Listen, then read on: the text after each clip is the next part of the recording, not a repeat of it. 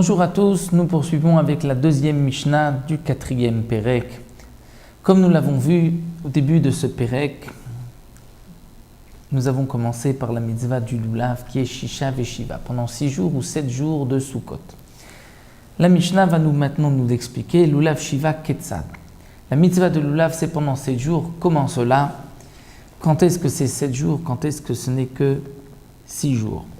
Yom Tov Arishon Shel Chag, Shechal Yod Bashabbat Lulav Shiva. Si le premier jour de Yom Tov, de la fête de Sukkot, tombe un Shabbat, on prendra le lulav, même le Shabbat, et donc nous avons le premier jour, plus encore 6 jours de Chol HaMoed, c'est en tout 7 jours où on prendra le lulav.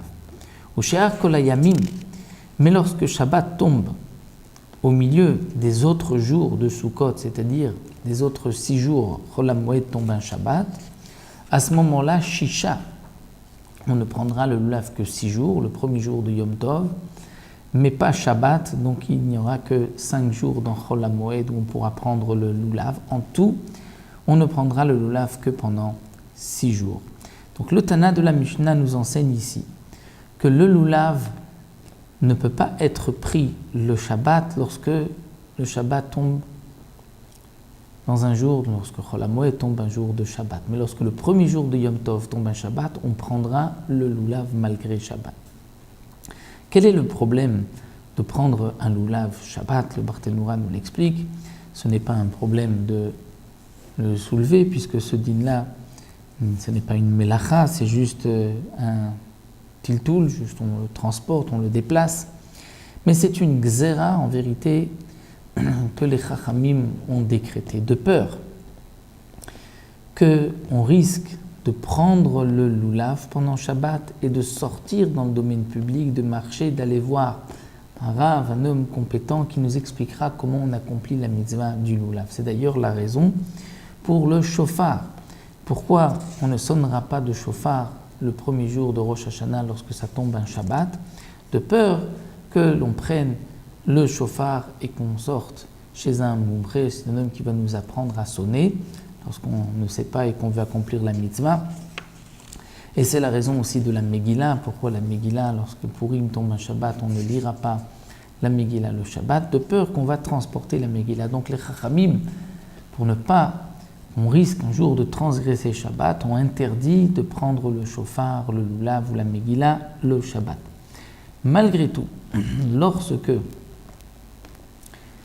le premier jour de Yom Tov tombe un Shabbat, là on prendra le lulav même ce jour-là, à l'époque du Beth Amikdash, parce que, comme nous l'avons vu, la mitzvah de lulav, le premier jour c'est dans le monde entier, dans le Beth Amikdash c'était 7 jours. Donc cette mitzvah de lulav Shiva dans le Beth Amikdash, lorsque le premier jour tombe un Shabbat, puisque le premier jour, il est plus fort, puisque partout dans le monde, on a la mitzvah de prendre le lulav, donc on pourra transgresser Shabbat, c'est-à-dire que les Chachamim n'ont pas fait de gzera. Mais lorsque le Shabbat est au milieu de la fête, alors dans ce cas-là, bien que dans le Beth Amikdash, on a la mitzvah de prendre le lulav, mais les Chachamim ont dit, étant donné que partout dans le monde, on ne prend pas le lulav à part le premier jour, donc on ne prendra pas le lulav pendant Shabbat à cause de la gzera que nous avons vue. Bien sûr, comme nous l'avons vu plus haut, aujourd'hui, en souvenir du Beth Amikdash, on prend le lulav toute la semaine de Sukkot, sauf le Shabbat. Pourquoi aujourd'hui, lorsque le premier jour de Sukkot tombe un Shabbat, on ne prend pas malgré tout le lulav, bien qu'on voit qu'à l'époque on prenait le lulav? Là encore, le Barthénoura nous l'explique, puisque dans certains endroits éloignés de Yerushalayim, nous avons un doute quand est-ce que le Beddin a fixé, le tribunal a fixé Rosh Chodesh, donc le premier jour Rosh Hashanah.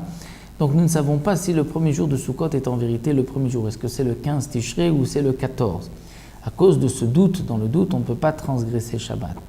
Et puisqu'il y a le doute dans certains endroits éloignés de Yerushalayim, les Chachamim ont décrété que partout, même à Yerushalayim, on ne prendra pas le lulav aujourd'hui, et bien qu'aujourd'hui nous savons exactement quand est-ce que donc le premier jour de Rosh Hashanah et donc le premier jour de Sukkot, malgré tout la gzera des Chachamim est restée. Donc en conclusion, ce que nous avons vu dans la Mishnah, c'est à l'époque du Beth Amikdash, où la mitzvah de prendre le lulav au Beth Amikdash était pendant 7 jours.